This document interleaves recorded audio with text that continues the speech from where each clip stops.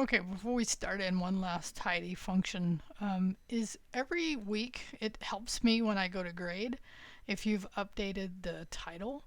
And most of you are doing this, but and I noticed I didn't, so make sure here. And what that is I have multiple files open.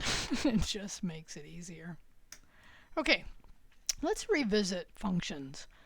And I put a link to the function that the link I provided the first time we've talked about something, but it is very common when we're writing code is that we start using something at its very basic level, right? So we've been writing functions kind of the standard way, and we call these more traditional. These are traditional functions, okay?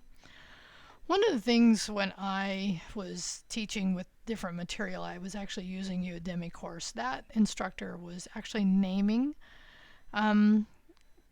functions, and I think that's a good practice because by setting up the name, and now we are naming it here, but we're actually not declaring a variable.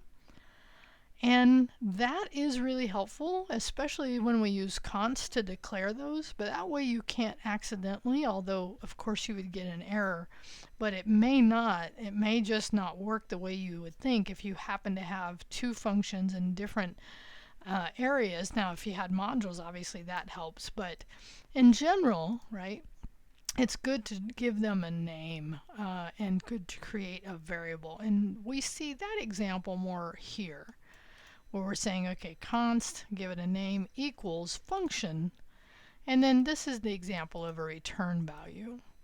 So what I'm going to have you do right now, and let's just go over and start, because this will end up being a code challenge. So I'm going to open my main and look at how many places in here we have functions. We have a function here, we have a function here, we have a callback function here.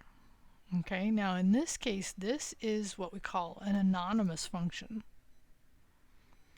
It actually doesn't have a name, it's anonymous. It's a callback function. I've talked about that. So it's the submit is waiting, listening for the submit, and then it triggers the callback. So this isn't one that we would change with just in giving them a name.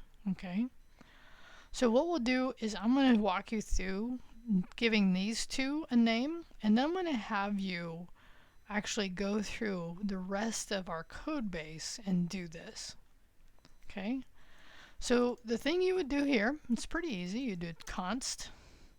I'm going to just X that out for a minute, put it in memory, right? Is going to be equal to. So we're setting a variable, like unlike what we've done the other way, right? And then after the equals, we say function. We still pass in everything. We still have our scope, our open and close parentheses. But that's really all we have to do to go from having a function that we gave a name but wasn't declared. And in this sense, it's better because it's not only declared, but it is also assigned a const so that we can't overwrite it accidentally. So if we do this one, const, right, I'm going to X this out, right, that's the name, equals to that function. Again, we wouldn't do this one because it's anonymous. Okay. Okay. So let's test real quick, and then I'm going to have you do the rest. Okay, let's make sure everything works. Looks like everything works fine, right? Delete, that works fine. Edit, that works fine. Seems to be totally fine, okay? So now what you'll have, right? So I want you to go ahead and go through the rest of the code base. And again, the only place that you would not make this type of change to, creating a constant, declaring it, putting equals, and then function, would be any callbacks. Now in a sense, right, I'm actually giving you a little bit of a test to understand what that means by callback. Or in this case, the new term I've given you is anonymous function. Okay? So this will be your code challenge, and then I'll come back around and show you.